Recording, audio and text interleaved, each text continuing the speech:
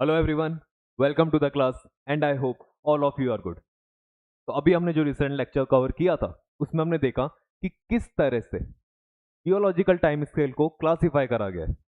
Ion, era, epoch, period, ये सारी चीजें हमने समझी और हमने ये भी जाना कि पर्टिकुलर कोई इवेंट हुआ उनकी वजह से ये टाइम स्केल किस तरह से डिवाइड करी गई। वो पार्ट जैसे ही कंप्लीट होता है तो उसी के साथ में हमारी जियोमॉर्फोलॉजी कंप्लीट हुई। अब जियोमॉर्फोलॉजी जो है ज्योग्राफी का, मैंने आपको बताया था बेसिक जो इसेंशियल पार्ट है वो है, और इसको समझते हैं तो हमें ज्योग्राफी का एक ब्रॉडर आइडिया हो जाता है कि ये किससे डील करने वाली है, किस तरह की चीज़ों से डील करने वाली है। बहुत सारी साइंटिफिक चीज़ें हमने देखी, पर जो हमने पढ़ा, जो हमने जाना, क्या ये हमारे एग्जाम में आता है? आता है तो किस तरह से आता है? हमने जो पढ़ा हमको लगता है कि हाँ मुझे आ चुका है समझ में, रिवीजन मैंने कर लिया है, लेकिन क्या एक्चुअल में जो क्वेश्चंस हैं वो हमसे हो पा रहे हैं? इस चीज को, इस डाउट को क्लियर करने के लिए आने वाले जो 3-4 लेक्चर है उसमें हम सिर्फ और सिर्फ पीवाईक्यूज करेंगे, या पीवाईक्यूज से रिलेटेड और जो टॉपिक है उनके क्वेश्चंस करेंगे जो सिमिलर टू पीवाईक्यूज है, ताकि हमें पता चल सके कि जो हम रिवीजन कर रहे हैं या जो हम क्लास देख रहे हैं, जो लेक्चर ले रहे हैं, क्या वो हमें समझ में आ रहा है क्या। अब बात आती है कि सर क्या आप पूरी जियोमॉर्फोलॉजी जो आपने पढ़ाई है क्या उसके सारे एक साथ पीवाईक्यूज लेंगे या उससे रिलेटेड क्वेश्चंस लेंगे? ऐसा नहीं है। हम क्या करेंगे, जैसे आपने देखा था स्टार्टिंग के अंदर सिर्फ लॉन्गिट्यूड और लैटिट्यूड के हमने क्वेश्चंस करे थे।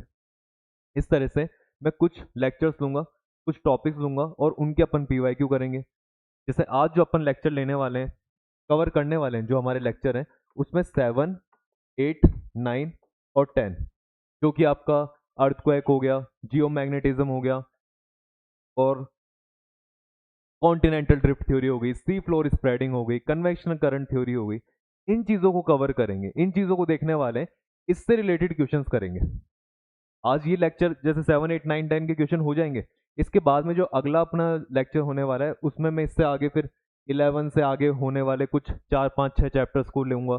फिर इस तरह से अपन कंटिन्यू करेंगे, तो अपने हो सकते हैं थोड़े से लेक्चर, स्पेशली 4-5 लेक्चर जो है वो पीवाईक्यूज पे ही हो जाए, बट आराम से करेंगे सारी चीज़ें, ताकि जो हमारी अंडरस्टैंडिंग है वो सही से डेवलप हो सके, और मन में फिर कोई ऐसा डाउट नहीं रहे कि क्या मैं ये चीज़ें कर सकता हूँ या नहीं कर सकता। अगर आपने पढ़ लिया है और आप ये पीवाईक्यूज देखते हो और इनको कर पा रहे हो, तो फिर आपको लगता है कि हाँ कर सकते हैं आप क्वेश्चन। अब इससे रिलेटेड कोई भी क्वेश्चन आएगा हम कर लेंगे। क्वेश्चन जो है वो सारे जो अपन करने वाले हैं, ये यूपीएससी के जो एग्जाम्स हैं, जैसे कि सीडीएस हो गया, एनडी हो गया, सिविल सर्विसेज का हो गया, सीएपीएफ हो गया, या स्टेट के जो पीसीएस एग्जाम होते हैं, इसके अलावा रेलवे हो गया, और आपके एसएससी हो गया, उसके क्वेश्चन हैं ये, जो उनमें देखने को मिलते हैं, या उनमें जो कंसेप्ट आए हैं उससे रिलेटेड ही क्वेश्चंस है। तो स्टार्ट करते हैं क्वेश्चंस को।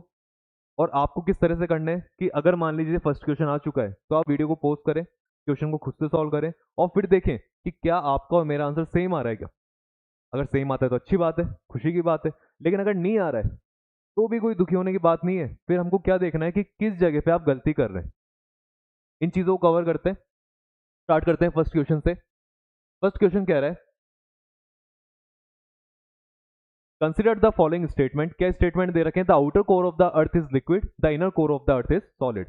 अगर आपने पढ़ी इन चीजों को, आपने इंटीरियर ऑफ द अर्थ वाला जो लेक्चर लिया है अगर, तो उसमें बता रखा है कि सबसे नीचे जो लेयर होती है उसे हम क्या कहते हैं? Inner core. इनर कोर से ऊपर होती है आउटर कोर, आउटर कोर से ऊपर होता है लोअर मेंटल, लोअर मेंटल से ऊपर होता है अपर मेंटल, देन उसके बाद में आता है lower crust, and then upper crust. Okay. अभी कह रहा है the outer core of the earth is liquid. Outer core जो है क्या ये लिक्विड फॉर्म में है क्या?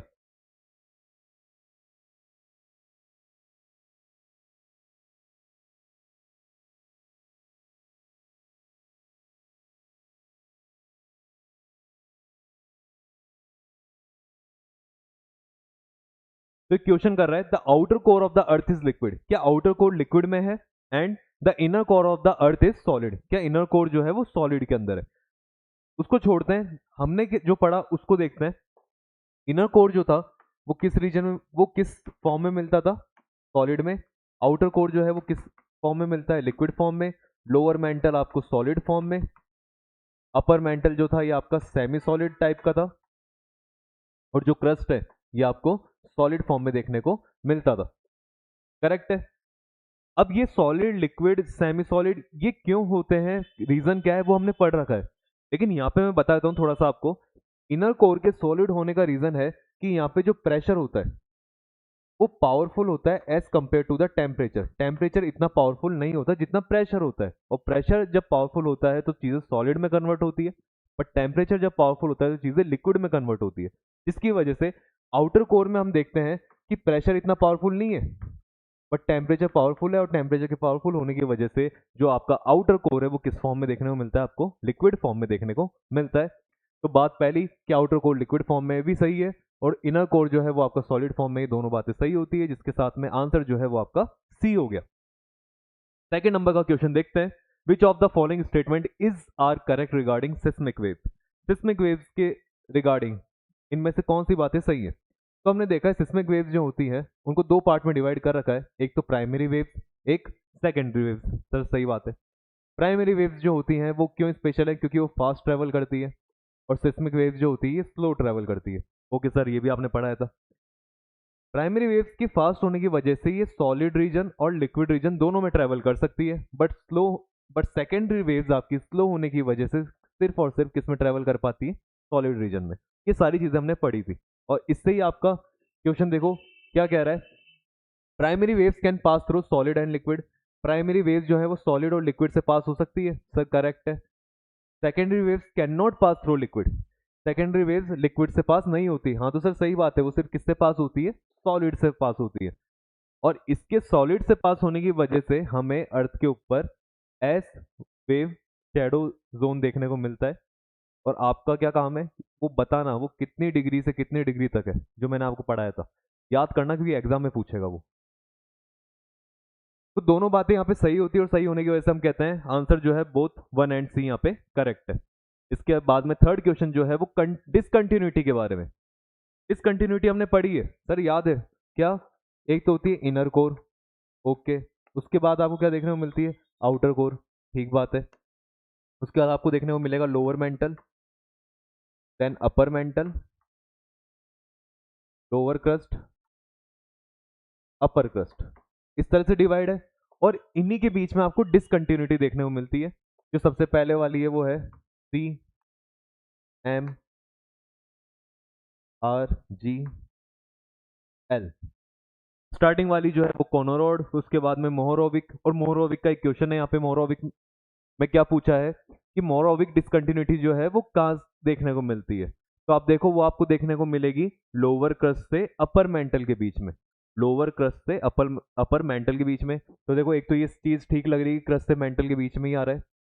मेंटल से कोर सर नहीं है, आउटर कोर से इनर कोर सर नहीं है, लिथोस्फीयर से एस्टेनोस्फीयर नहीं। तो फिर आंसर क्या बन जाता है यहाँ पे, ये आपको क्रस्ट और मेंटल के बीच में देखने को मिलती है, क्योंकि जो हमने डिसकंटिन्यूटीज डिवाइड कर रखी है वो लिथोस्फीयर एस्टेनोस्फीयर पे नहीं करी है, वो हमने डिवाइड करी है क्रस्ट, मेंटल और कोर के बेसिस पे। उसके बाद में फिर देखो आती है आपकी रैपिड डिसकंटिन्यूटी, फिर गटनबर्ग डिसकंटिन्यूटी, और फिर लेमन डिसकंटिन्यूटी। तो ये डिसकंटिन्यूटीज है, इनके और क्वेश्चन आएंगे तो हम देख लेंगे आगे। नेक्स्ट चलते हैं किस पे, क्वेश्चन नंबर 4 पे देखते हैं। Which of the following is are the characteristic of the earth mantle. Earth की जो मेंटल है उसकी क्या कैरेक्टर है। अर्थ की अगर मेंटल की बात करते हैं तो आप देखते हो क्रस्ट आता है, क्रस्ट के बाद में अपर मेंटल, अपर मेंटल के बाद में लोअर मेंटल। लेकिन अगर ओवरऑल मेंटल की बात करते हैं तो क्या पूछा है इसमें क्वेश्चन में कि मेंटल जो है वो क्या 2900 किलोमीटर डेप्थ है उसकी। तो देखो क्रस्ट की हमने डेप्थ पढ़ी थी 35 किलोमीटर का होता है, उसके बाद में 2900 किलोमीटर तक आपको क्या देखने को मिलता है, मेंटल जो डेप्थ होती है। और उसके बाद 3500 किलोमीटर की डेप्थ आपको किसको देखने को मिलती है, कोर की। तो मेंटल की डेप्थ इसने सही बताई है 2900 किलोमीटर, तो ये बात सही हो जाती है। क्रस्ट की बताता तो 35 किलोमीटर बताता, और अगर कोर की बताता तो 3500 किलोमीटर आती। सेकंड कह रहा है it is compose mainly of silicate minerals. क्या ये सिलिकेट मिनरल से बना हुआ है। तो क्रस्ट जो थी, क्रस्ट के अंदर आपको देखने को मिलता है सियाल, मेंटल में आपको देखने को मिलता है सीमा, और कोर में आपको देखने को मिलता है नाइफ, निकल and ferrous, ferrous meaning iron. तो अगर आपको मेंटल के अंदर सीमा देखने को मिलता है तो सीमा में दो चीजें, एक तो है सिलिकॉन और एक है मैग्नीशियम। और अगर सिलिकॉन आया है तो हम कह सकते हैं कि सर यहाँ पे सिलिकेट मिनरल तो है, और है तो फिर हम क्या कहेंगे कि सर सेकंड वाली बात भी सही है, और सेकंड बात सही होती है, आप क्या कहते हो, बोथ 1 एंड 2। क्वेश्चन नंबर 4 होता है। क्वेश्चन नंबर 4 के बाद में फिफ्थ क्वेश्चन देखिए, कंसिडर द फॉलोइंग स्टेटमेंट। ये स्टेटमेंट दे रखा है, the earth magnetic field is generated in the outer core. Earth की जो मैग्नेटिक फील्ड है वो आउटर कोर की वजह से जनरेट होती है। सर हमें एक चीज पता है, आउटर कोर से पहले इनर कोर आती है। इनर कोर जो है सॉलिड फॉर्म में, तो उसका कोई लेना देना नहीं है, बट आउटर कोर जो है ये लिक्विड फॉर्म के अंदर है। और लिक्विड फॉर्म में होने की वजह से, क्यों लिक्विड में है, क्योंकि यहाँ पे टेम्परेचर बहुत ज्यादा है। टेम्परेचर ज्यादा होने की वजह से जितने भी मिनरल्स हैं वो सारे लिक्विड फॉर्म में आ चुके हैं, हीट हो चुके हैं। और लिक्विड फॉर्म में आने की वजह से वहां पे जो एटम है उनमें से इलेक्ट्रॉन्स निकल चुके हैं, एटम जो है उन पे चार्ज जनरेट हो चुके हैं। मैंने आपको पढ़ाया था ये कि अर्थ के अंदर जो मैग्नेटिक फील्ड है वो किस तरह से जनरेट हो रखी है, और उन इलेक्ट्रॉन और एटम के मूव करने की वजह से ही हमारी जो अर्थ है वहां पे इसके ऊपर आपको मैग्नेटिक फील्ड देखने को मिलती है। मेन जो रीजन है वो आउटर कोर ही है, क्योंकि आप कहोगे सर जो एस्थेनोस्फेयर में अपर वाला पार्ट है जो कि किस फॉर्म के अंदर है आपके, लिक्विड, या एस्थेनोस्फेयर जो लिक्विड फॉर्म में है, वहां पे हमको तो वहां भी तो हमको देखने को मिलता है, पर एस्थेनोस्फेयर आपकी पूरी लिक्विड नहीं है, वो सेमी सॉलिड फॉर्म के अंदर है। सेमी सॉलिड फॉर्म के अंदर भी आपको थोड़ा सा वहां पे मैग्नेटिज्म जैसा कुछ देखने को मिल सकता है, बट जो मेन रीजन है, जो कोर रीजन है, वो आपका आउटर कोर है, क्योंकि ये अच्छा खासा लिक्विड फॉर्म के अंदर ही है, और टेम्परेचर इतना ज्यादा है कि यहाँ पे इलेक्ट्रॉन्स, एटम के ऊपर चार्ज, ये सारी चीजें देखने को मिलती है।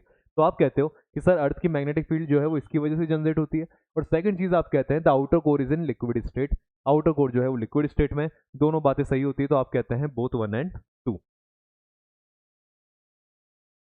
6 नंबर क्वेश्चन कह रहा है, consider the following statement, S waves do not travel through liquid. हमने अभी पढ़ा भी था कि एस वेव जो है लिक्विड में ट्रेवल नहीं करती हैं। सही बात है, क्यों नहीं करती हैं, क्योंकि सर उनकी स्पीड स्लो होती है, तो वो केवल और केवल सिर्फ और सिर्फ किस में ट्रेवल कर सकती है, सॉलिड स्टेट के अंदर। सेकंड इसमें कह रहा है T waves travel faster than S waves. ठीक बात है, क्योंकि सर टी वेव्स फास्टर होती है, एस वेव्स स्लोर होती है, दोनों बातें सही हो जाती है, बोथ 1 एंड 2। इसमें मोस्ट ऑफ द आंसर जो है सी अभी हमें देखने को मिल रहे हैं, बोथ 1 एंड 2। आगे देखते हैं, the Gutenberg discontinuity lies between, ये आपको कहां देखने को मिलती है, तो हमने कुछ इस तरह का बनाया था अभी, inner core, outer core, lower mantle, upper mantle, lower crust, outer crust, फिर यहाँ पे क्या आया था, C M R T L. आपसे किसके बारे में पूछा है, गटनबर्ग डिसकंटिन्यूटी के बारे में। ये रही लोअर मेंटल से आउटर क्रस्ट के बीच में, लोअर मेंटल से आउटर क्रस्ट के बीच में, सॉरी लोअर मेंटल से आउटर कोर के बीच में। तो मेंटल और कोर के बीच में, या फिर लोअर मेंटल कहीं दिख रहा है आपको, नहीं सर ये तो बिल्कुल नहीं हो सकता, क्रस्ट तो आ ही नहीं सकती। आउटर कोर से इनर कोर के बीच में वो तो लेमन डिसकंटिन्यूटी है, ये भी नहीं है, तो आंसर कौन हो गया आपका, मेंटल और कोर के बीच में। नेक्स्ट क्वेश्चन देखते हैं, which of the following layers is responsible for plate tectonic movement. Plate tectonic movement किसकी वजह से होता है, तो हमें पता है सर लिथोस्फीयर तो हो नहीं सकता, क्योंकि लिथोस्फीयर ही तो खुद प्लेट है जो मूव कर रही है, तो ये तो कहीं से भी नहीं है। आपका जो कोर है, कोर तक की तो कोई बात नहीं है, मेसोस्फीयर नहीं है, पड़ा हुआ है हमारा एस्थेनोस्फीयर है। एस्थेनोस्फीयर जो होता है वो सेमी सॉलिड रीजन में होता है, सेमी सॉलिड फॉर्म में होता है, और इस फॉर्म में होने की वजह से ये मूव करता रहता है, जिसकी वजह से इसके ऊपर वाली प्लेट जो कि लिथोस्फीयर है वो भी मूव करती रहती है, और हमें देखने को मिलता है प्लेट टेक्टोनिक मूवमेंट। तो आंसर क्या हो जाएगा इसका, बी एस्थेनोस्फीयर। क्वेश्चन नंबर 9 कह रहा है, which of the following statement regarding earth interior is correct. Earth के इंटीरियर के बारे में क्या बात सही है। इनर कोर इज लिक्विड, बिल्कुल गलत है, अभी आप पढ़ा चुके sir 2-3 bar. Outer core is solid, ये भी गलत है। मेंटल शोज प्लास्टिसिटी, कि मेंटल जो है, मेंटल वाला जो रीजन है वो प्लास्टिसिटी शो करता है, मतलब थोड़ा सा तरल फॉर्म के अंदर है, वो लिक्विड फॉर्म में है जो अपनी शेप को चेंज करता रहता है। तो हमें पता है सर बिल्कुल लिक्विड तो नहीं है मेंटल के अंदर, लोअर मेंटल की तो आप बात ही भूल जाओ, वो तो सॉलिड फॉर्म में। अपर मेंटल में जरूर ऐसा है कि वो सेमी सॉलिड फॉर्म के अंदर है, और सेमी सॉलिड फॉर्म में होने की वजह से वो अपनी शेप को चेंज करता रहता है, करता है, उसी को हम प्लास्टिसिटी कहते हैं, जो अपनी शेप को चेंज कर सके, और ये हमें सिर्फ मेंटल में देखने को मिलता है। तो आंसर इसका हो जाता है सी। बाकी तो इसमें डी में भी कुछ नहीं है कि crust is the thickest layer, क्या क्रस्ट थिकेस्ट है। सर क्रस्ट तो सिर्फ 35 किलोमीटर ब्रॉड है, तो कहाँ से थिक हो सकती है वो, तो इसको हटा देना। आगे कह रहा है कंसिडर द फॉलोइंग स्टेटमेंट, कुछ ये स्टेटमेंट दे रखा है, इनको कंसिडर करना है आपको। क्या कह रहा है, lithosphere includes crust and upper most mantle और asthenosphere is a highly rigid layer. Sir second तो आप गलत कर दो, एस्थेनोस्फेयर हाईली रिजिड नहीं है, सेमी सॉलिड फॉर्म में। रिजिड मतलब हार्ड नहीं है, बिल्कुल हार्ड नहीं है वो, ऐसा कि कठोर परत है, ऐसा कुछ भी नहीं है, वो सेमी सॉलिड फॉर्म के अंदर है। लेकिन मेन बात आती है फर्स्ट वाले की, क्या लिथोस्फेयर के अंदर क्रस्ट और अपर मोस्ट मेंटल दोनों आते हैं? देखो क्रस्ट की बात करते हैं तो क्रस्ट जो है वो आपको 35 किलोमीटर का देखने को मिलता है। उसके बाद में अगर हम देखते हैं तो आपको मेंटल देखने को मिलेगा। मेंटल होता है वो 2900 किलोमीटर ब्रॉड दिखता है। उसके बाद में आपको कोर देखने को मिलती है, और कोर जो है होती है वो 3500 किलोमीटर ब्रॉड होती है। मेंटल को हम दो पार्ट में डिवाइड करते हैं सर, इसके अंदर 700 किलोमीटर तक आपको देखने को मिलता है अपर मेंटल, और उसके बाद में फिर यहाँ तक कोर स्टार्ट होने से पहले तक का जो पार्ट है वो कौन सा हो जाता है आपका, लोअर मेंटल। अपर मेंटल जो है वो क्रस्ट, जो क्रस्ट है, लोअर क्रस्ट, क्रस्ट के नीचे वाला पार्ट, वहां से लेकर 700 किलोमीटर तक देखने को मिलेगा। ये तो हो गया एक अलग डिवाइडेशन। एक और डिवाइडेशन आता है जिसमें हम कहते हैं, बात करते हैं सर लिथोस्फेयर कहां से कहां तक मिलती है। लिथोस्फेयर जो है बिल्कुल सॉलिड फॉर्म में है, और ये आपको स्टार्टिंग से ऊपर से लेकर नीचे,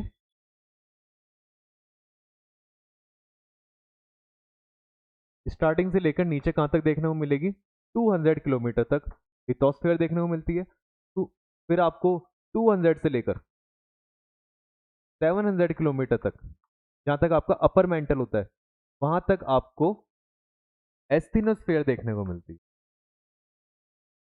इसके आगे क्या है उससे हमें मतलब नहीं, क्योंकि हमारा काम यहाँ तक हो चुका है। लिथोस्फेयर के लिए मैंने आपको कहा कि ये 0 से लेकर 200 किलोमीटर तक आप नीचे जाओगे तो आपको लिथोस्फेयर देखने को मिलेगी, लेकिन आपका क्रस्ट तो 35 किलोमीटर पे ही खत्म हो गया। तो उसके बाद जो पार्ट में आप ट्रेवल जाने वाले हो वो सारा अपर मोस्ट मेंटल का पार्ट है। तो हम कह सकते हैं सर लिथोस्फेयर जो है वो क्रस्ट और अपर मेंटल का भी ऊपर वाला जो पार्ट है, अपर मोस्ट मेंटल, उससे मिलकर बना है, क्योंकि वो 200 किलोमीटर जितना है। तो आंसर जो फर्स्ट है वो भी आपका क्या हो जाता है, सही हो जाता है, मतलब फर्स्ट जो है वो सही है, सेकंड जो है गलत है। तो इसका आंसर क्या हो गया, ओनली वन। आया समझ में? ये जब लेक्चर पढ़ाया था तो ये अच्छे से मैंने आपको ड्रॉ करवा रखा है, अच्छे से चीजें बता रखी है वहाँ पे। तो आपने अगर वो लेक्चर पढ़ाया तो आपको इजीली समझ में आ गया होगा, जो इतना बताया उससे आ गया होगा, या आपने खुद ने भी सही कर लिया होगा ये। क्वेश्चन नंबर 10 होता है, इसी के बाद में देखते हैं question number 11। Consider the following statement regarding continental drift theory. Continental drift theory जो है उसके रिगार्डिंग कौन कौन सी बातें सही है। It was proposed by Alfred Wagner. Correct है सर, उसी ने बताई थी। जब हम उस चीज को पढ़ते हैं वहां पे तो हम तीन ही लोगों के नाम पढ़ते हैं। एल्फ्रेड वैगनर था, एल्फ्रेड वैगनर ने जो बात सही नहीं बता पाई था, जो बात इसने सही नहीं बताई थी, उसको सही करने के लिए आए थे आर्थर ओम्स, जिन्होंने दी थी कन्वेक्शनल करंट थ्योरी, कि ये नीचे चीजें मूव क्यों करती है उसके। और फिर उसके बाद में आया था सी फ्लोर स्प्रेडिंग, उसको बताया था किसने, हैरी हेस ने। तो ये चीजें हमने देखी थी। देखते हैं, तो पहला सही है sir, it explains the mechanism of continental movement. Sir ये कह रहा है continental drift theory Alfred Wagner ने दी, सही बात है। उन्होंने उसका मैकेनिज्म भी हमको बताया कि कैसे ये जो कॉन्टिनेंट्स हैं ये मूव करते हैं। समझ रहे हो आप बात को, कैसे मूव कर रहे हैं, मतलब उसका कारण क्या है, इन कॉन्टिनेंट्स के मूव करने का कारण क्या है। आपको याद हो तो एल्फ्रेड वैगनर ने कारण नहीं बताया था, एल्फ्रेड वैगनर ने सिर्फ ये बताया था कि कॉन्टिनेंट्स मूव करते हैं, और मूव करके वो इस तरह की कुछ बहुत सारी बातें थी कि देखो जिग्सॉ फिट है, और यहाँ पे फॉसिल मिलते हैं, वहां पे फॉसिल मिलते हैं, वो सेम है, ऐसे बहुत सारी चीजें बताई, पर उन्होंने कारण नहीं बताया कि मूव क्यों करते हैं। और कारण नहीं बताने की वजह से ही, कारण नहीं बताने की वजह से ही अगले जो आगे बाद में आए थे, जिनका नाम है आर्थर ओम्स, उन्होंने बताया कि किस तरह से चीजें मूव करती है, और उन्होंने अपनी फिर कन्वेक्शनल करंट थ्योरी दी थी। तो इनकी ये बात गलत हो जाती है कि इन्होंने इसका मैकेनिज्म भी बताया कि क्यों कॉन्टिनेंटल जो कॉन्टिनेंट्स है, जो लिथोस्फेयर की स्लैब्स हैं, ये मूव करती है, उन्होंने नहीं बताया। थर्ड क्या रहा है, it was initially rejected due to lack of force explanation. Correct है सर, यही तो बात आप समझा रहे हो कि उन्होंने नहीं बताया था कि क्या फोर्स जो है वो रेस्पॉन्सिबल है, कौन सा वो फोर्स है, कौन सा वो बल है जिसकी वजह से कॉन्टिनेंट्स मूव करते हैं। एल्फ्रेड वैगनर ने ये बात नहीं बताई थी, तो इनकी बात जो है वो कौन सी सही होती है, फर्स्ट और थर्ड? एक तो फर्स्ट सही है, एक थर्ड सही है, और इस वजह से कौन सा ऑप्शन सही हो जाता है, बी वाला। क्वेश्चन नंबर 12 देखते हैं। Which of the following evidence support continental drift theory? उससे रिलेटेड क्वेश्चन आ चुका है कि एल्फ्रेड वैगनर ने जो बताया था कॉन्टिनेंटल ड्रिफ्ट थ्योरी, तो कौन कौन से एविडेंस उसके सपोर्ट में थे? क्या जिक्सॉ फिट था कॉन्टिनेंट्स का? हाँ सर, वो साउथ अमेरिका वाला अफ्रीका वाले से ऐसे फिट हो पा रहा था, वो हमने देखा था। Similar forces across continent, similar forces मिले थे आपको कि जो एक कॉन्टिनेंट के कोने पर जो फोर्सेस है वो दूसरे कॉन्टिनेंट के कोने पर हमको देखने को मिलता था, ये बात भी सर सही है। मिड ओशन रिजेस, क्या ओशन के बीच में जो रिजेस बनती थी वो भी इसका ही था क्या? सर ये इसमें नहीं आता, ये तो सी फ्लोर स्प्रेडिंग वाली जो थी हैरी हेस की, उसमें हमको देखने को मिलता है, तो इसमें नहीं है ये। सिर्फ इसके अंदर कौन कौन से हैं, ऊपर वाले दो, जिक्सॉ फिट और सिमिलर फोर्सेस अक्रॉस कॉन्टिनेंट्स, और आंसर जो इसका कौन सा हो जाता है, ए। क्वेश्चन नंबर 13 देखते हैं।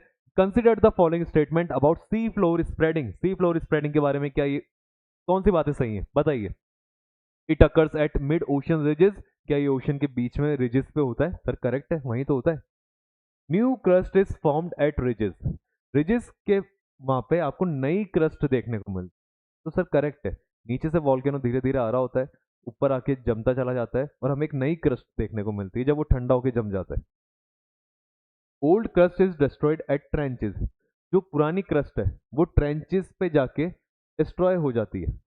तो इसमें हमने देखा है कि ओल्ड क्रस्ट, अगर आपको याद हो सी फ्लोर स्प्रेडिंग में, तो कुछ इस तरह का डायग्राम था कि नीचे से लावा बाहर आता था और आके फिर जमता चला जाता था, इधर जमता था, फिर वो जमता चला जा रहा है, और फिर लावा आएगा तो यहाँ पे नई क्रस्ट बनेगी, नई क्रस्ट बनेगी, न्यू क्रस्ट। तो जो पुरानी क्रस्ट है, जो नई क्रस्ट बनेगी, तो पुरानी क्रस्ट जो है वो पीछे की तरफ खिसक जाएगी, ओल्ड क्रस्ट।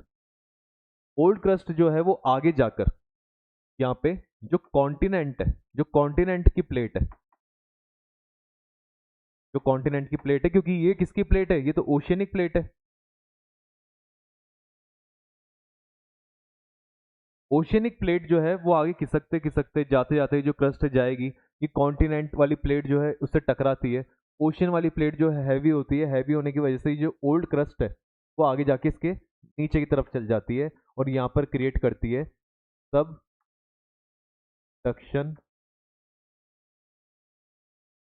जोन। क्या क्रिएट करती है, सबडक्शन जोन।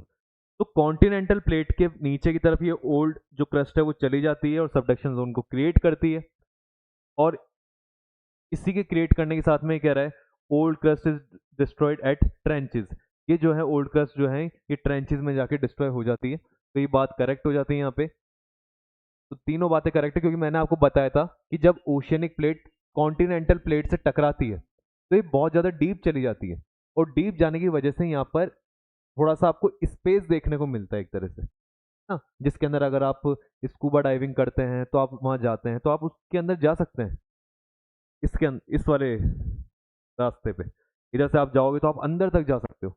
अंदर तक जाओगे क्यों, क्योंकि रास्ता है यहाँ पे। और इस वाले जो जगह होती है इसी को अपन ने क्या नाम दिया था, ट्रेंचेस। याद हो तो हमने ट्रेंचेस को पढ़ा था।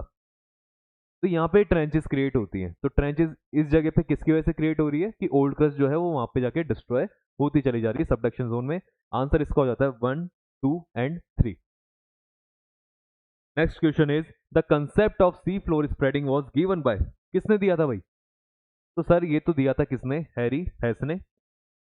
आर्थर होम्स ने हमको बताया था convectional current theory, Alfred Wagner ने बताया था हमको कॉन्टिनेंटल ड्रिफ्ट थ्योरी, और ये टूजो विल्सन को हम जानते नहीं कौन है, हालांकि ये जियोफिजिस्ट थे, पर छोड़ो हमने पढ़ा ही नहीं तो इनको क्यों जानना फिर फालतू। नेक्स्ट देखिए, consider the following statement regarding convectional currents. Convectional current जो है उनके रिगार्डिंग क्या थ्योरी सही है? They are driven by heat from earth interior, earth में जो अंदर की हीट है उसकी वजह से करंट चलते हैं। हाँ तो सर सही बात है, क्योंकि उन्होंने बताया था, आर्थर होम्स ने बताया था कि अर्थ के अंदर जो ये रेडियो एक्टिव एलिमेंट्स है इनकी वजह से अर्थ जो है अंदर से बहुत ज़्यादा गर्म है, इसमें हीट प्रोड्यूस होती रहती है, और वो हीट जो प्रोड्यूस होती है उसी की वजह से कन्वेक्शन करंट आते हैं। तो कन्वेक्शन करंट जो आते हैं वो अर्थ के इंटीरियर से जो हीट प्रोड्यूस हो रही है उसकी वजह से आते हैं, they occur only in the crust. क्या ये सिर्फ क्रस्ट में है? सर गलत बात है, ये तो ऐसा कुछ भी नहीं है, क्रस्ट के अंदर है ये, पूरी अर्थ में नीचे तक हमको हीट देखने को मिलती है, कन्वेक्शन करंट देखने को मिलते हैं। They are responsible for plate movement. और क्या इन्हीं की वजह से प्लेट मूवमेंट होता है? तो कन्वेक्शन करंट की वजह से होता है, क्योंकि एस्थेनोस्फेयर जो सेमी सॉलिड फॉर्म के अंदर है उसका कारण ये हीट ही है। और ये हीट जो होती है, इस हीट की वजह से एस्थेनोस्फेयर जो है सेमी सॉलिड में आ चुकी है, सेमी सॉलिड में आने की वजह से मूव करती रहती है और हमें यहाँ पे फिर करंट्स देखने को मिलते हैं। तो हम कहते हैं they are responsible for plate movement. और ये बात जो है वो बता नहीं पाए थे एल्फ्रेड वैगनर, इसी को आगे फिर इन्होंने बताया, किसने? आर्थर होम्स ने, अपनी कन्वेक्शनल करंट थ्योरी के थ्रू। तो ये देख लेना इसके अंदर अपना कौन सा सही था कौन सा गलत था, उसके अकॉर्डिंग आपका क्या ऑप्शन है। क्वेश्चन नंबर 16 देखिए, which of the following is are associated with the mid ocean ridges. Mid ocean ridges पे आपको क्या देखने को मिलती है? क्या वॉल्केनिक एक्टिविटी होती है? हाँ सर होती है, नीचे से वॉल्केनो आता है। क्या फॉर्मेशन ऑफ न्यू क्रस्ट देखने को मिलता है? हाँ सर, नई क्रस्ट भी वहां पे क्या होती है, फॉर्म होती है। आगे इसमें कह रहा है क्या वहां पे सबडक्शन देखने को मिलता है? सर मिड ओशन रिज पे हमको सबडक्शन देखने को नहीं मिलता, वहां पे सबडक्शन जोन क्रिएट नहीं होता। तब मिड ओशन रिज पे सबडक्शन जोन क्रिएट नहीं होता, वो तो उससे दूर होता है जब वो कॉन्टिनेंट के पास जाती है। क्या यहाँ पे क्रिएट हो रहा है सबडक्शन जोन? नहीं। यहाँ पे क्या क्या क्रिएट हो रहा है? सर वॉल्केनिक एक्टिविटी हो रही है, हाँ जी हो रही है। फॉर्मेशन ऑफ न्यू क्रस्ट, हाँ नया क्रस्ट बन जाए। सबडक्शन हमको यहाँ देखने को नहीं मिलेगा, इसलिए आंसर जो है वो केवल क्या हो जाता है, 1 और 2। ओके, तो इस चीज का ध्यान रखना, सबडक्शन जोन जो है वो थोड़ा दूर क्रिएट होता है। क्वेश्चन नंबर 17 कह रहा है कंसिडर द फॉलोइंग स्टेटमेंट। क्या स्टेटमेंट दे रखे हैं? Palaeomagnetism provides evidence for sea floor spreading. और पढ़ा था हमने, मैंने आपको अच्छे से बताया था कि पैलियोमैग्नेटिज्म मतलब जो रॉक्स होती है उनके अंदर मैग्नेट किस तरह से सेट हो रखी है, उसके अकॉर्डिंग हम बता सकते हैं कि ये रॉक का फॉर्मेशन कब हुआ था। और हम जब सी फ्लोर स्प्रेडिंग को देखते हैं तो वहां पे पैलियोमैग्नेटिज्म जो है ये हमारे बहुत यूजफुल है। Magnetic strips are symmetrical about mid ocean ridges. ये कह रहा है ओशन, मिड ओशन रिजेस, जब ये मिड ओशन में मतलब यहाँ पे रिज बनती है तो लावा निकलता है, लावा निकलता है तो यहाँ पे रॉक्स बनती है, मतलब क्रस्ट बनती है। अभी कह रहा है क्रस्ट जब बनती है तो इधर वाली जो क्रस्ट है और इधर वाली क्रस्ट है, इनके अंदर आपको सेम मैग्नेटिक फील्ड देखने को मिलता है। मतलब जो यहाँ पे रॉक्स के अंदर जो अलाइनमेंट हो रखे हैं आयरन के, निकल के, वो सेम मैग्नेट की तरह हो रखे हैं। फॉर एग्जाम्पल अगर मान लेते हैं इधर की तरफ नॉर्थ दिखा रहा है तो इस वाली में भी इधर की तरफ नॉर्थ दिखाएगा, और पास वाली में फिर अपोजिट में नॉर्थ दिखाएगा नीचे की तरफ। और ऐसा ही है कि जैसा इधर है वैसा ही जस्ट इसके पास में, जैसा इधर है वैसा इधर इसके पास में। डायग्राम के थ्रू हमने समझा भी था।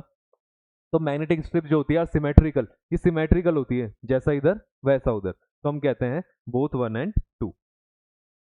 नेक्स्ट क्वेश्चन देखते हैं, which of the following statement is correct regarding Pangaea. Pangaea के रिगार्डिंग कौन सी बात सही है? तो क्या पेंजिया एक सुपर कॉन्टिनेंट था?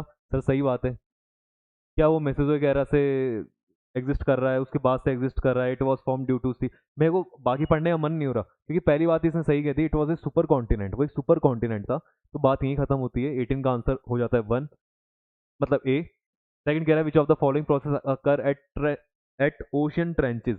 ओशन की ट्रेंचेस पे, जो ओशन में अभी अपन ने देखा ट्रेंचेस बनती है, वहां पे क्या होता है? वेदरिंग कुछ भी नहीं है ऐसा। सबडक्शन, सर सबडक्शन होता है वहां पे, सबडक्शन होता है। सबडक्शन हमने देखा कि सबडक्शन जब होता है तो वहां पर अगर सबडक्शन हो रहा है और एक तरफ कॉन्टिनेंटल प्लेट है और दूसरी तरफ ओशनिक प्लेट है, तो जो सबडक्शन होता है उस सबडक्शन पर हमको ट्रेंचेस देखने को मिलती है। अगर दोनों कॉन्टिनेंटल प्लेट होती है तो हमको तो भी सबडक्शन तो होता है, पर ट्रेंच देखने को नहीं मिलती। ट्रेंच अगर आपको देखनी है तो एक ओशनिक प्लेट का होना जरूरी है, और ये चीज मैंने लेक्चर में भी बताई थी आपको। Next question, consider the following statement. Convection currents occur in the mental. Convection current जो होते हैं वो मेंटल में होते हैं, हाँ सर अपर मेंटल में होते हैं। They cause divergence and convergence of plate. ये बात भी सही है, इसकी वजह से प्लेट मूव करती है तो कहीं पे कन्वर्स होती है कहीं पे डाइवर्स होती है। They are unrelated to volcanic activity. इनकी वजह से कोई वॉल्केनिक एक्टिविटी नहीं होती, ये बहुत सीधे साधे हैं, ये ऐसी कोई भी एक्टिविटी क्रिएट नहीं करते। तो सर ये तो बिल्कुल गलत ही बात है, 3 वाला तो कहीं से भी नहीं हो सकता। आंसर जो है 1 और 2 है। Question number 21, consider the following statement regarding earth interior earth magnetic field. Earth की मैग्नेटिक फील्ड के रिगार्डिंग क्या बातें सही है? It is generated due to outer core, सर कर लिया स्टार्टिंग के अंदर। It is constant over time, magnetic field जो है अर्थ की वो हमेशा से, जब से अर्थ बनी तब से सेम ही रही है। नहीं ऐसा नहीं है, हमने पढ़ा था बहुत बार चेंज हो चुकी है, अप्रोक्स 172 ऐसा कुछ हमने एक नंबर देखा था कि इतनी बार चेंज हो चुकी है ये।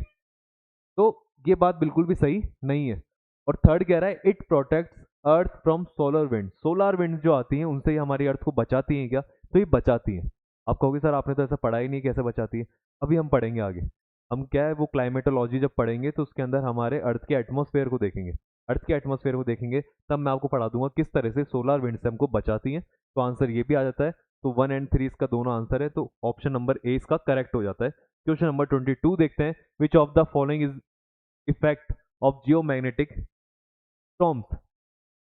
मान लो जियोमैग्नेटिक स्टॉर्म आ गया, जियोमैग्नेटिक स्टॉर्म मतलब अर्थ की जो मैग्नेटिक फील्ड है उसमें चेंजेस आ रहे हैं अचानक से, खतरनाक चेंजेस, तो उसको कहते हैं कि जियोमैग्नेटिज्म में तूफान आ गया, क्योंकि बहुत चेंजेस आ रहे हैं। अब चेंजेस आने की वजह से क्या होगा? देखो मैग्नेटिक फील्ड है, तो मैग्नेटिक फील्ड अगर अर्थ की चेंज होगी तो इसकी वजह से अर्थ के ऊपर जितने भी मैग्नेटिक डिवाइस है, ऐसे डिवाइस जो मैग्नेटिक फील्ड पे वर्क करते हैं, उन सब में भी चेंजेस आने स्टार्ट हो जाएंगे, और ऐसे हमारे कम्युनिकेशन सिस्टम जो है उनमें प्रॉब्लम क्रिएट होने लग जाएगी। वो सही बात है। अरोरा का फॉर्मेशन होने में थोड़ा सा इफेक्ट पड़ सकता है। अरोरास क्या होती हैं? ये नॉर्दर्न लाइट सदर्न लाइट्स होती हैं। ये वाली चीज़ भी मैं आपको क्लाइमेटोलॉजी में पढ़ा दूंगा कि अरोरास कैसे फॉर्म होते हैं, क्या है क्या नहीं है, लेकिन इनमें भी चेंज आपको देखने को मिलता है।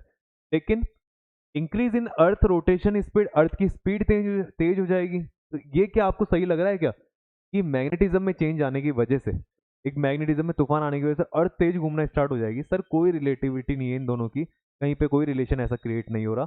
तो हम कहते हैं सर थर्ड वाला इसका आंसर नहीं है, तो आंसर हो जाता है ओनली 1 एंड 2।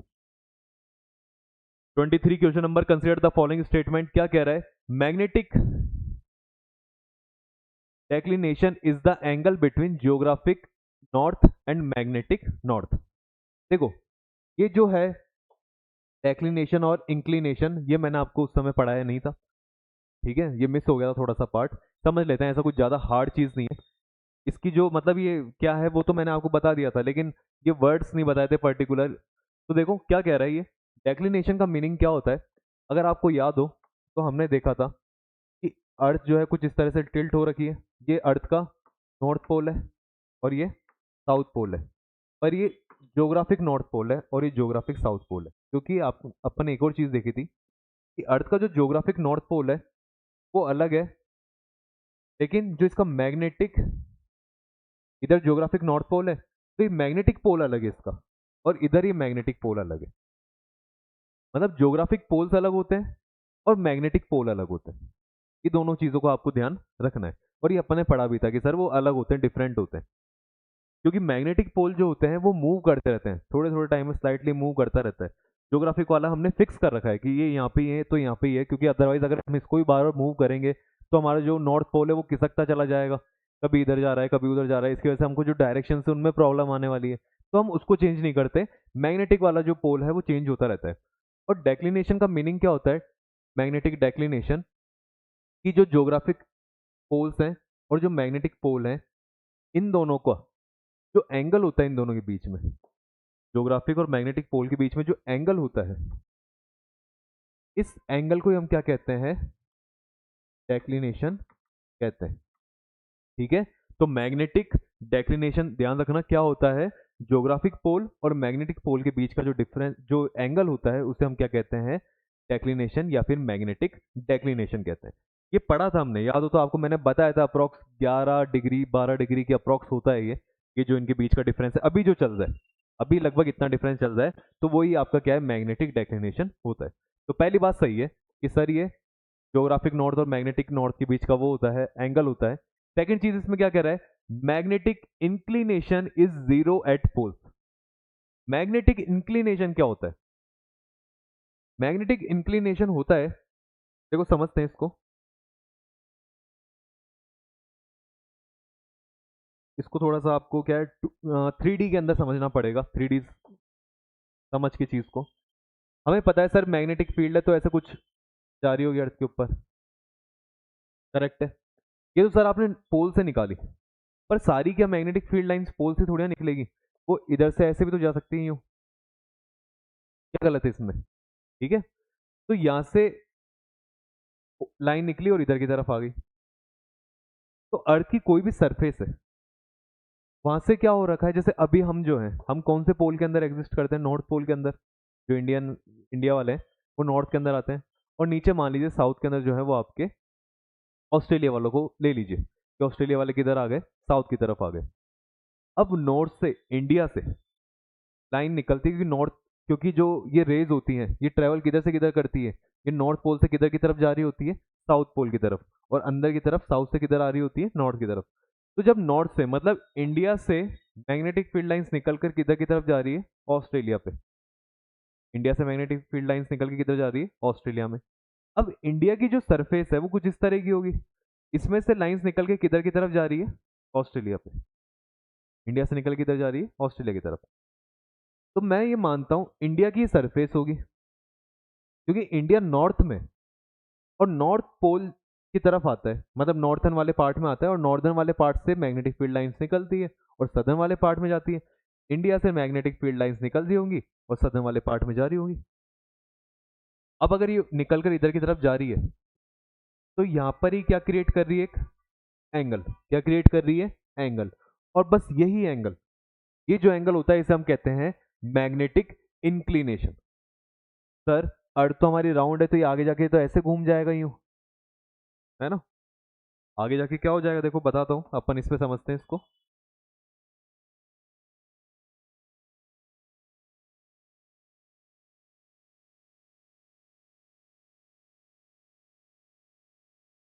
अर्थ आगे से, अर्थ तो ऐसे गोल है, यहां से निकला इंडिया से, इस तरह मैग्नेटिक फील्ड निकल रही है। ये मान लीजिए इक्वेटर है, इक्वेटर से इधर की तरफ क्या आ गया आपका? नॉर्थ आ गया। इधर की तरफ क्या आ गया? साउथ आ गया। अरे समझ में आ रहा है? ये इक्वेटर है, इक्वेटर से उधर नॉर्थ है, इधर की तरफ क्या है? साउथ है। यहाँ से मैग्नेटिक फील्ड लाइन निकल के इधर की तरफ आ रही है। सरफेस से जो एंगल बना इसको क्या कहा? मैग्नेटिक इंक्लिनेशन का। सर यहाँ से ही बनेगा, तो ये एंगल देखो थोड़ा अलग हो गया। सर यहाँ से ही बनेगा तो ये एंगल थोड़ा और ज़्यादा हो गया। सर ये यहाँ से ही बनेगा तो और एंगल ज़्यादा हो जाएगा। अब जब यहाँ से निकलेगी ना, तो ये कुछ इस तरह से निकलेगी, समझ रहे हो आप? इस तरह से इधर की तरफ आएगी। और जब ये यहाँ से इस तरह निकल कर आई, तो यहाँ पे जो एंगल बन जाए बिल्कुल नॉर्थ पोल पे, वो कितना बनना चाहिए? सर ये तो देखो 90 डिग्री सा दिख रहा है मुझे, क्योंकि अर्थ जो है पोल पे बिल्कुल गोल है, मतलब जो पोल वाला पार्ट है वहां से बिल्कुल राउंड है, और वहां से राउंड होने की वजह से क्या होता है, यहाँ से जो मैग्नेटिक फील्ड लाइन है वो यूं निकलकर और फिर यूं आती है, मतलब ऊपर की तरफ जाएगी फिर नीचे आती है। तो वहां से, पोल से जब उस मैग्नेटिक फील्ड लाइन की एंगल को मेजर करा जाता है पोल की सरफेस से, तो 90 डिग्री पे होता है। और तो 90 डिग्री पे, और यहाँ पे क्या कह रहा है कि वो जीरो होता है। तो जीरो गलत है, नहीं होता जीरो, वो कितना होता है? 90 डिग्री होता है। तो मैग्नेटिक इंक्लिनेशन को अगर आप लिखना चाहें तो लिख सकते हैं, क्या लिखेंगे कि अर्थ की सरफेस से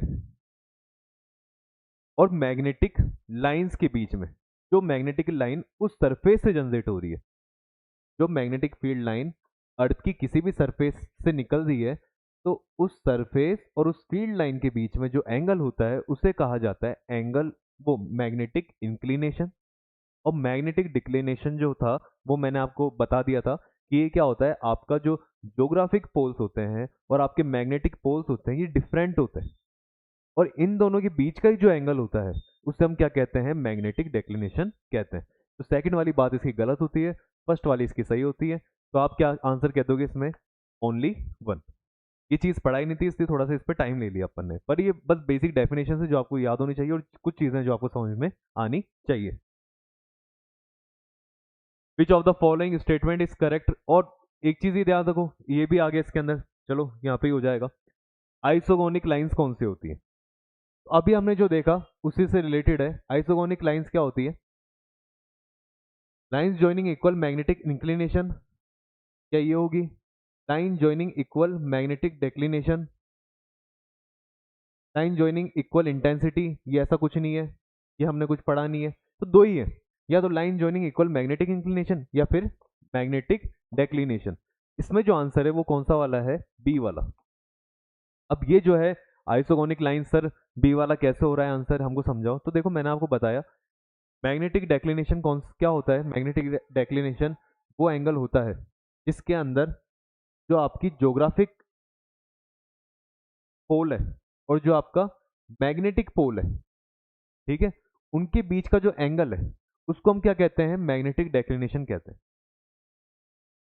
और अगर आइसोजेनिक लाइंस की बात करें, आइसोजेनिक लाइंस की बात करें तो ये वो लाइन है जो ज्वाइन करती है इक्वल मैग्नेटिक डेक्लिनेशन। मतलब यहाँ तो सर ये दोनों लाइंस अलग हैं, लेकिन अगर मैं कोई एक ऐसी लाइन बनाता हूँ अर्थ के ऊपर, ये मेरी अर्थ है, इसके ऊपर मैंने मान लीजिए इस तरह से एक लाइन बनाई, और ये लाइन ऐसी है जो कि मैग्नेटिक नॉर्थ को और ज्योग्राफिक नॉर्थ को सही दिखा रही है। मतलब मैग्नेटिक पोल, जो मैग्नेटिक वाली लाइन है, जो मैग्नेटिक पोल वाली लाइन है और जो ज्योग्राफिक पोल वाली लाइन है, इन दोनों को सही दिखा रही है सिर्फ एक लाइन। वरना तो हमने क्या देखा है कि सर मैग्नेटिक और ज्योग्राफिक दोनों पोल्स की लाइन क्या होती है, अलग अलग होती है, अलग अलग होती है, और उनके बीच का जो एंगल होता है वो डेक्लिनेशन होता है। लेकिन अगर मैं कहूं इन दोनों की लाइन सेम हो, इन दोनों की लाइन क्या हो, सेम आप ड्रॉ कर सको। अर्थ के ऊपर ऐसा नहीं है हर जगह आप ड्रॉ कर पाओगे, नहीं कर पाओगे, क्योंकि मैंने बताया ये वाला अलग है, ये वाला अलग है, तो कैसे ड्रॉ कर पाओगे। लेकिन कुछ जगह होती है जहां पर आप ड्रॉ कर सकते हो, जहां पर आप इस तरह की लाइन ड्रॉ कर सकते हो, जो लाइन सिर्फ एक सिंगल लाइन होगी, लेकिन वो आपको दोनों चीजें बता देंगी, क्या कि यही ज्योग्राफिक पोल है और यही मैग्नेटिक पोल है। और सेम लाइन ऐसी जो है बहुत कम ड्रॉ हो पाएंगी, लेकिन अगर आपने इनको बनाया तो स्पेशल लाइन हो गई, और स्पेशल होते ही हमने इसको स्पेशल नाम दे दिया क्या, आइसोगोनिक लाइंस। तो आइसोगोनिक लाइंस को बस ये डेफिनेशन से याद करो। तो ये दो क्वेश्चन जो है ये मैंने आपको पढ़ाया नहीं था उस समय, तो ये रह गया था थोड़ा सा पार्ट, तो इसको यहाँ से कंप्लीट करके वहाँ पे नोट कर लेना इस चीज़ को। बाकी इनमें ज़्यादा दिमाग मत लगाना, ऐसे कि बहुत ज़्यादा है, एग्जाम में तो कभी मुझे देखने को मिला नहीं, मुझे तो वैसे देखने को नहीं मिला, बट ये इस टॉपिक से रिलेटेड है जियो मैग्नेटिज्म से, तो मैंने एक बुक में देखा था इसके इस तरह के क्वेश्चन, तो इसलिए मैंने यहाँ पे इसको लिखा। आ सकता है फ्यूचर में, या क्या पता किसी कोई एग्जाम में कहीं कोने में आ गया हो, हमें थोड़ा सा आइडिया होना चाहिए, ज़्यादा इसमें समझने वाली चीज़ नहीं है। तो आप इसमें ऐसा बिल्कुल इसकी एक तरह से देखा जाए तो खोज मत करने लग जाना कि कहाँ कहाँ पर है ये, किस पे से जाती है ये आइसोगोनिक लाइंस, कैसे ड्रॉ होती है, मैं ड्रॉ करना सीखूंगा, इतना नहीं पढ़ना हमको, ठीक है, रिलेटेबल नहीं है ज़्यादा ये। Consider the following statement regarding earthquake. Earthquake के बारे में कौन सी बातें सही है, अर्थक्वेक के बारे में कह रहा है focus is the point where energy is released.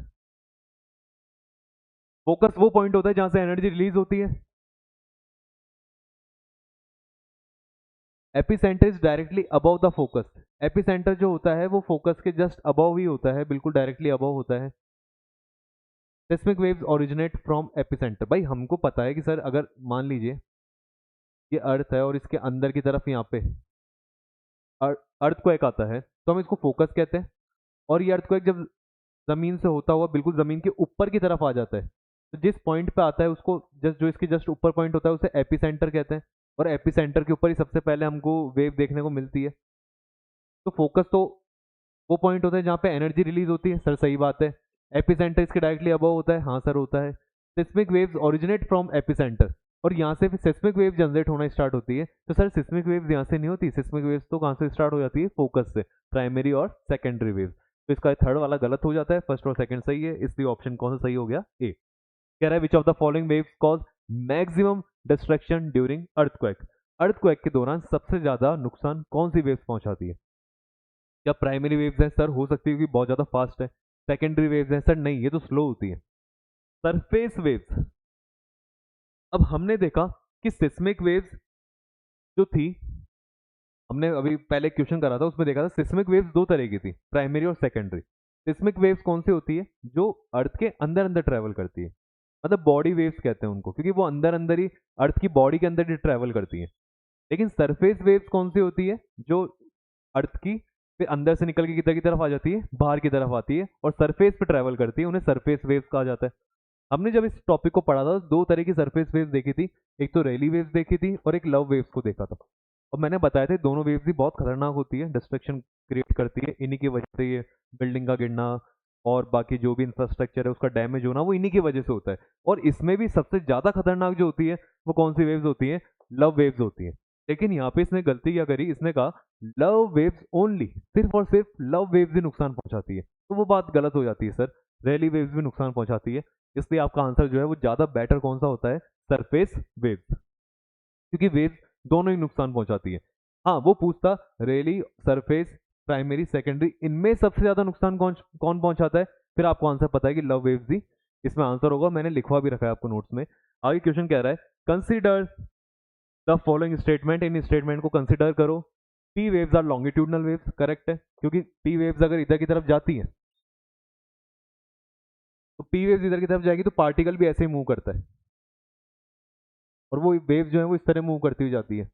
पर ट्रांसवर्स वेव अगर इधर की तरफ जा रही है तो वो ऐसे मूव, उसका वो जो वेव्स हैं वो ऊपर नीचे मूव करती हैं। मतलब प्राइमरी वेव्स अगर उधर जा रही हैं तो वो वेव ऐसे चलेगी लॉन्गिट्यूडनली, और ट्रांसवर्स वेव जो सेकेंडरी वेव्स होती हैं ये अगर उधर की तरफ जा रही है तो ये ऐसे चलती हैं, ऐसे जाती हैं, ऐसे होती हुई जाएंगी तो उनको ट्रांसवर्स वेव कहा जाता है। और जो इसके ऐसे बराबर पैरेलल होती हुई जाएगी उसको लॉन्गिट्यूडनल वेव कहते हैं। दोनों बातें सही है। और कह रहा है P waves can not travel through liquid, वो गलत है सर, कि आपने बता रखा है पी वेव्स फास्ट होती है, सॉलिड लिक्विड दोनों से ट्रेवल करती है, नो डाउट। थर्ड वाला गलत हो जाता है और आंसर क्या हो जाता है आपका 1 और 2। कह रहा है which of the following scales is used to measure the intensity of earthquake. देखो अर्थक्वेक की जो इंटेंसिटी होती है वो दिखाती है कितना डिस्ट्रक्शन हुआ है, कितना नुकसान हुआ है। एक और चीज होती है वो होता है मैग्नीट्यूड। अर्थक्वेक का जो मैग्नीट्यूड होता है, मैग्नीट्यूड दिखाता है इसकी पावर को कि कितना पावरफुल है।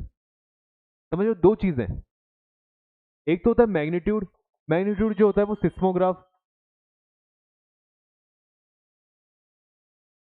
सिस्मोग्राफ में आपको क्या देखने को मिलता है, मैग्नीट्यूड, मतलब सिस्मोग्राफ एक तरह का ग्राफ है जो ऊपर नीचे होता है जब अर्थक्वेक आता है, और इसकी वजह से वहां पे एक ग्राफ तरह का क्रिएट होता है जिससे आप मैग्नीट्यूड बताते हो कि अर्थ जो अर्थक्वेक आया है वो कितने मैग्नीट्यूड का है। और वो जितने मैग्नीट्यूड का आता है वो बताता है कि इसकी पावर कितनी है, और जितनी ज्यादा पावर होती है वो पावर डिफाइन करती है कौन सी स्केल, आपकी रिक्टर स्केल। तो रिक्टर स्केल जो होती है वो मैग्नीट्यूड बताती है। और सिस्मोग्राफ पे मैग्नीट्यूड, जैसे मैग्नीट्यूड आता है जो भी वहां पे मान लीजिए डेटा आता है वो डेटा पावर बताएगा। और वो पावर कितनी बताता है कि सर रिक्टर स्केल अगर 1 है, 2 है, 3 है, 4 है, 5 है, तो ऐसा होता है वो 1 जाएगा। कब तक 1 जाएगा, जब तक वो नॉर्मल है। लेकिन अगर उसकी पावर 32 टाइम्स ज्यादा हो जाती है, मतलब 32 गुना थोड़ा पावरफुल हो गया, तो वो रिक्टर स्केल पे कितना नंबर दिखाता है, 2 नंबर बताते हैं।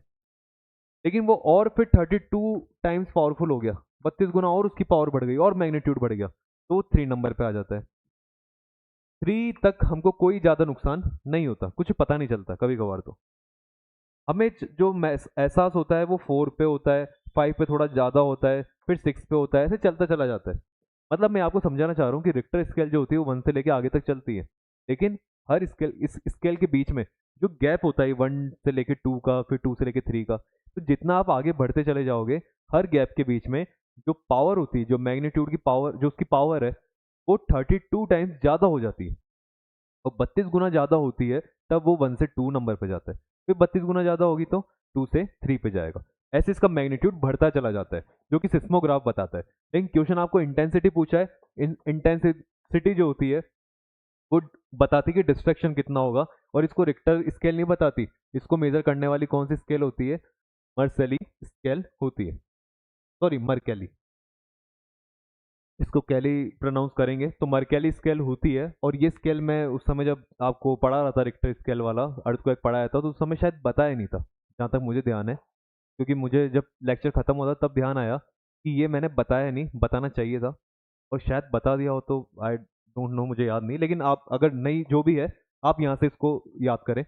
मैंने बता दिया इसका बेसिक, इंटेंसिटी बताता है मर्केली स्केल, और इंटेंसिटी जो होती है वो डिस्ट्रक्शन बताती है, कितना कितना नुकसान पहुंचाएगा। पावर जो होती है कितनी पावर का है, कितना एम्पलीट्यूड है, ठीक है, एम्पलीट्यूड कितना है, मतलब कितनी पावर तक जाएगा ये, एम्पलीट्यूड कितना है इसका, इसका मैग्नीट्यूड कितना है। तो ये एम्पलीट्यूड, मैग्नीट्यूड, पावर, ऐसे जो वर्ड आते हैं ये आपको बताता है सिस्मोग्राफ। और सिस्मोग्राफ से ये मैग्नीट्यूड पता लगता है, एम्पलीट्यूड पता लगता है, पावर पता लगती है, और ये सारे फिर हमको किस स्केल के थ्रू बताते हैं, रिक्टर स्केल के थ्रू। और वो स्केल आगे कैसे बढ़ती चली जाती है, जैसे 32 टाइम्स पावरफुल हो जाता है तो वो 1 से 2 पे आ जाती है, 2 से 3 पे, फिर 32 टाइम्स, 32 ऐसे वो स्केल आगे चलती चली जाती है। Consider the following statement, the Richter scale measures magnitude. अभी अभी मैंने बताया रिक्टर स्केल जो होती है मैग्नीट्यूड बताती है। It is a logarithmic scale. अब ये हमको नहीं पता और पता भी नहीं होता, कभी कभार एग्जाम में इस तरह के क्वेश्चन पूछ लेता है जो हमको पता ही नहीं होते और ना हम उसको पढ़ सकते। अब भाई मैं रिक्टर स्केल का मुझे थोड़ा सा आइडिया है, मुझे इतना ही पता लग गया कि 32 टाइम्स में वो नंबर उसके आगे होते चले जाते हैं, 1 से 2, 2 से 3। लेकिन अब वो स्केल लोगरिथम पे चलती है क्या, ये कैसे जाने हम?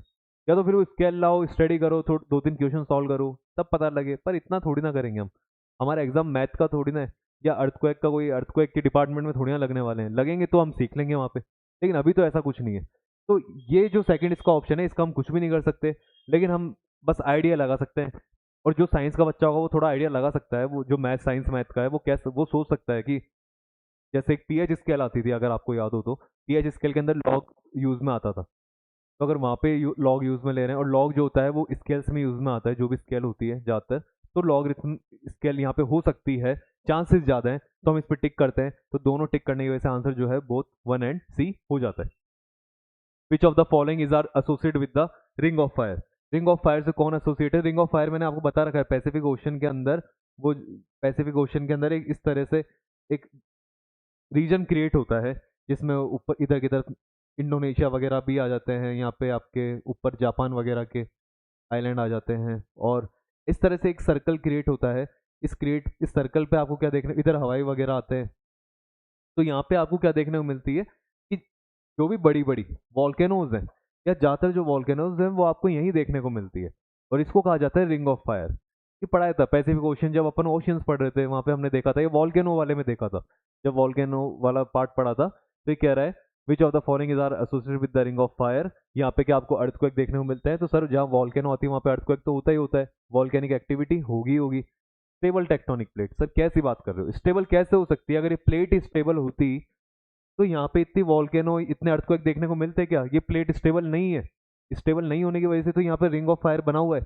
रिंग ऑफ फायर मतलब ऐसा नहीं यहाँ पे हमेशा आग लगी रहती है, यहाँ पे इस वाले इन पॉइंट्स पे, ये बड़ा सा पॉइंट है पैसिफिक ओशन के अंदर, और वहाँ पे हमको क्या देखने को मिलती है? बहुत सारी वॉल्केनोज देखने को मिलती है। तो आंसर 3 तो इसका हो नहीं सकता, तो आंसर क्या हो गया? 1 एंड 2। क्वेश्चन नंबर 31 को देखते हैं। कह रहा है in a seismograph P waves are recorded earlier than S waves. Sir सही बात है, प्राइमरी वेव्स पहले दिखती हैं, सेकेंडरी वेव्स बाद में हमें पता चलती है। इन प्राइमरी वेव्स पर particles vibrate to and fro in the direction of wave, whereas in S waves particles vibrate to right angle। देखो कह रहा है प्राइमरी वेव जो होती है उसमें जिधर की तरफ डायरेक्शन ऑफ वेव प्रोपगेशन, मतलब वेव अगर इधर की तरफ जा रही है तो पार्टिकल भी उधर की तरफ ही वाइब्रेट होता है, मतलब इसी पे आगे पीछे वाइब्रेट होता रहेगा। तो मैंने बताया था वो यहीं यूं वाइब्रेट होता है, क्योंकि प्राइमरी वेव्स आपकी लॉन्गिट्यूडनल वेव्स होती हैं, और सेकेंडरी वेव्स में पार्टिकल राइट एंगल ऊपर नीचे ऐसे वाइब्रेट होता है, इस पे जाएगा इधर, लेकिन वो ऐसे होता हो जाता है। ये वेव्स इस तरह से ट्रेवल करती है, ठीक है। कि पार्टिकल के अंदर जो जो पार्टिकल है वो बस ऊपर नीचे वाइब्रेट होता है, फिर वो अपना वाइब्रेशन दूसरे पार्टिकल को देता है, वो ऊपर नीचे वाइब्रेट होता है, फिर इससे वाइब्रेशन अगले में जाता है, फिर वो वाइब्रेट होना चालू होता है। तो पार्टिकल खुद नहीं जाता, पार्टिकल खुद नहीं जाता, वो केवल और केवल सिर्फ और सिर्फ अपने वाइब्रेशन को आगे भेजता है, और वो वाइब्रेशन आगे तक चलता चलता चलता हमारी सरफेस पे आता है, और हमें वो वाइब्रेशन फील होता है ना। क्योंकि आप यूँ सोच रहे पार्टिकल खुद ट्रेवल करता है, अरे पार्टिकल ट्रेवल करेगा तो नीचे की चीजें ट्रेवल करती हुई सारी ऊपर आ जाएगी अर्थक्वेक के दौरान, नीचे से पार्टिकल आ रहे हैं निकल निकल के, ऐसा नहीं होता।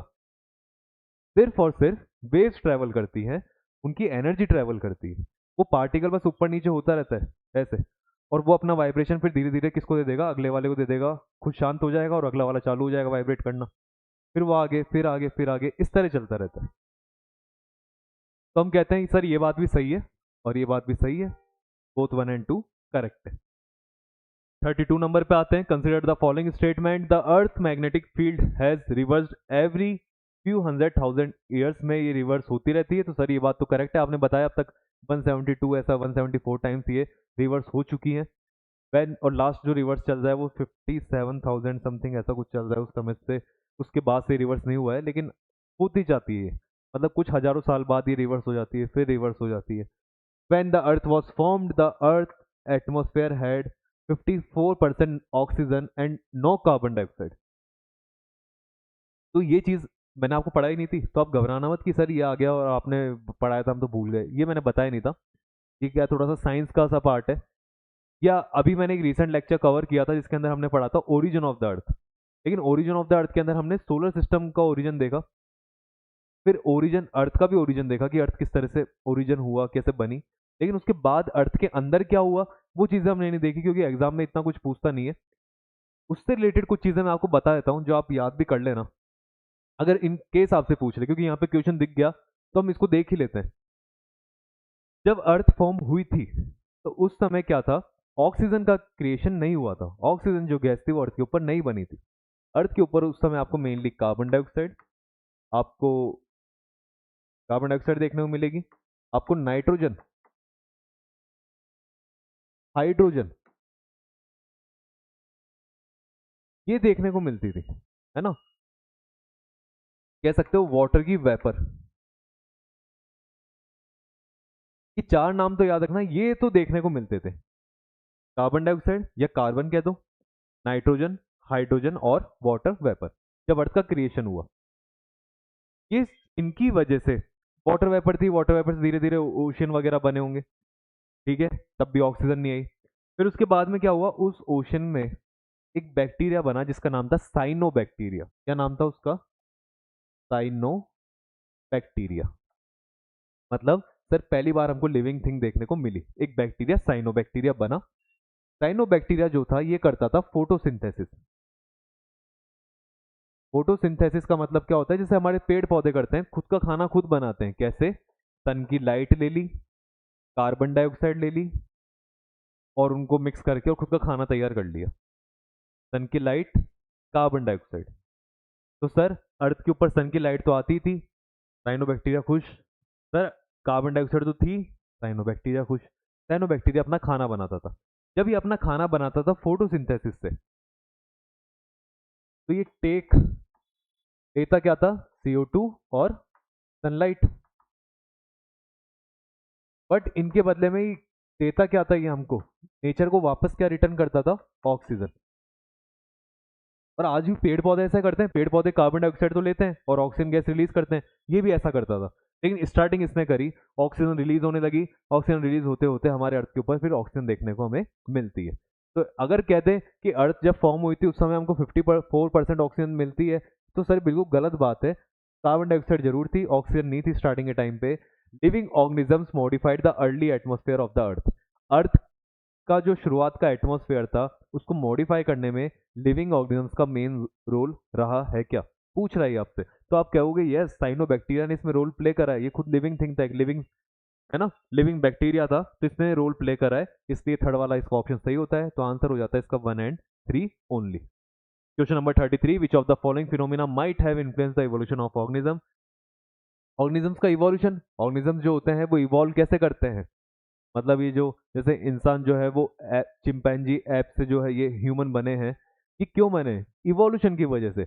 इस आसपास में हमारे चेंजेस जो आते हैं, उन चेंजेस के हिसाब से हमारी बॉडी जो है ना, वो उसको अडॉप्ट कर सके। और हम नहीं कर पा रहे, तो फिर जितना हम कर सके उतना हमने करा। फिर हमारे बच्चे जो होते हैं उनकी बॉडी में थोड़े ज़्यादा चेंज देखने को मिलते हैं, फिर उनके बच्चे होते हैं उनमें चेंजेस आते हैं। होता क्या है, जनरेशन टू जनरेशन चेंजेस आते चले जाते हैं ताकि आप लोग, आपकी बॉडी सर्वाइव कर सके। अर्थ का अगर टेम्परेचर ज़्यादा हो रहा है तो हमारी आने वाली बॉडी इस तरह से बनने वाली है जो ज़्यादा टेम्परेचर को भी सहन कर सके। और इसकी वजह से हम क्या कहते हैं, इसी को हम इवोल्यूशन कहते हैं कि हमारे में इवोल्यूशन हो रहा है।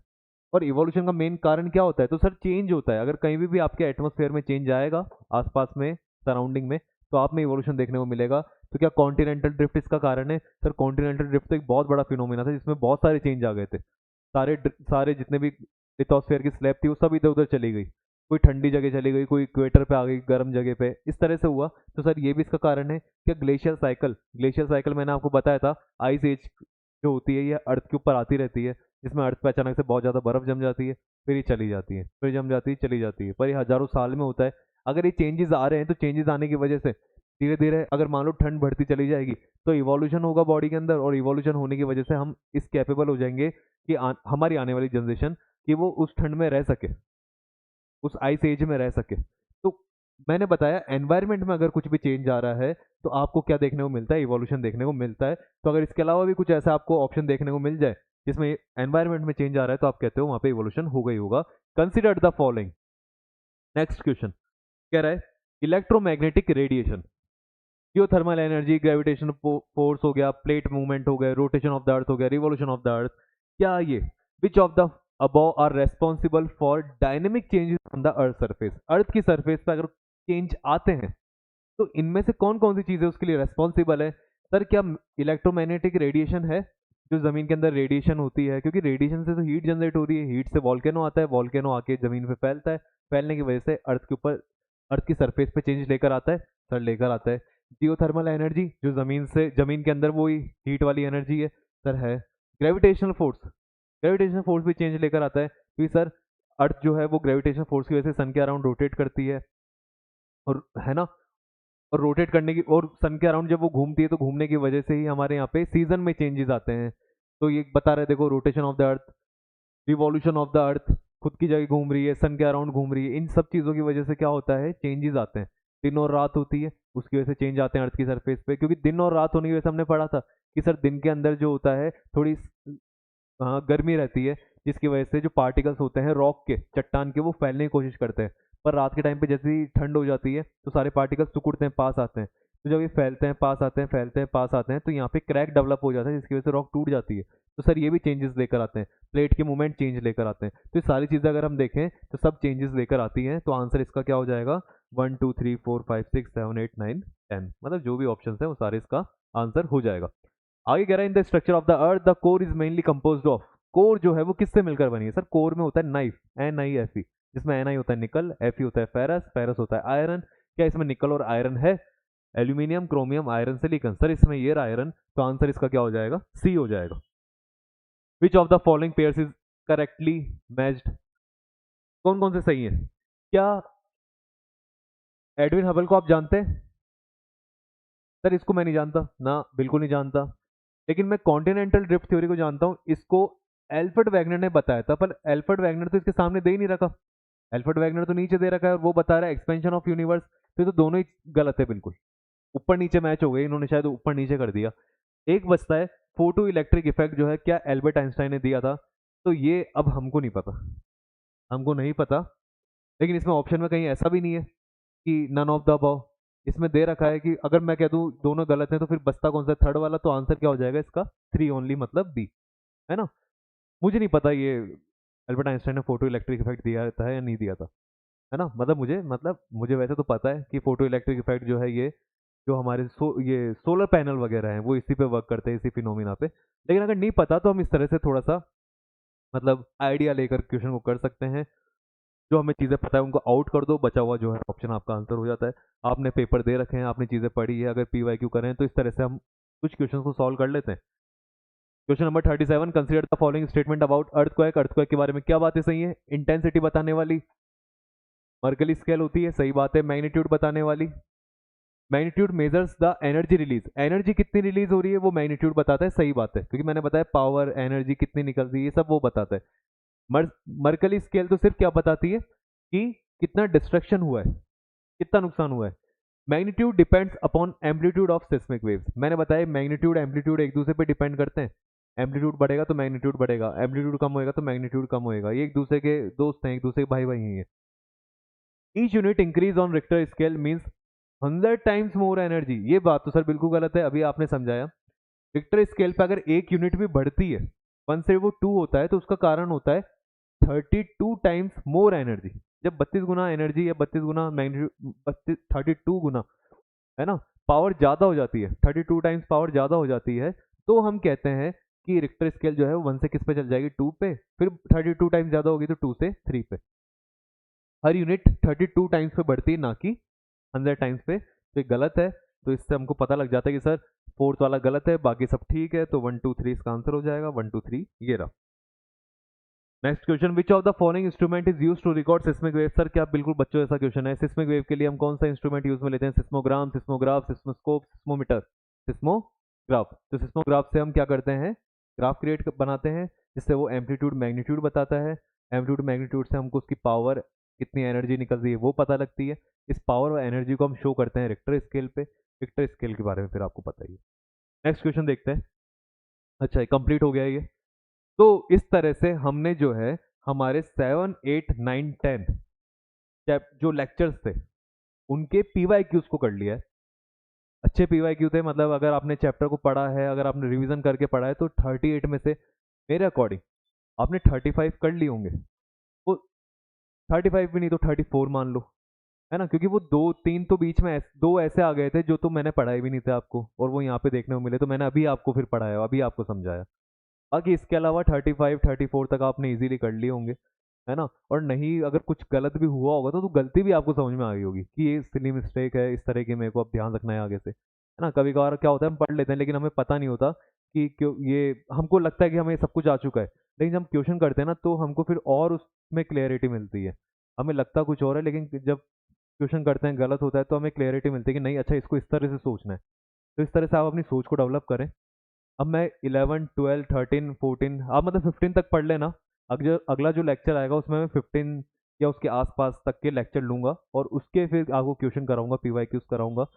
वो भी अप्रॉक्स इतने रखूंगा, 38 40 45, मतलब इतने ही होने वाले रेंज के अंदर। पढ़ते रहना, रिवीजन करते रहना। मिलेंगे अगली क्लास में, तब तक के लिए गुड बाय।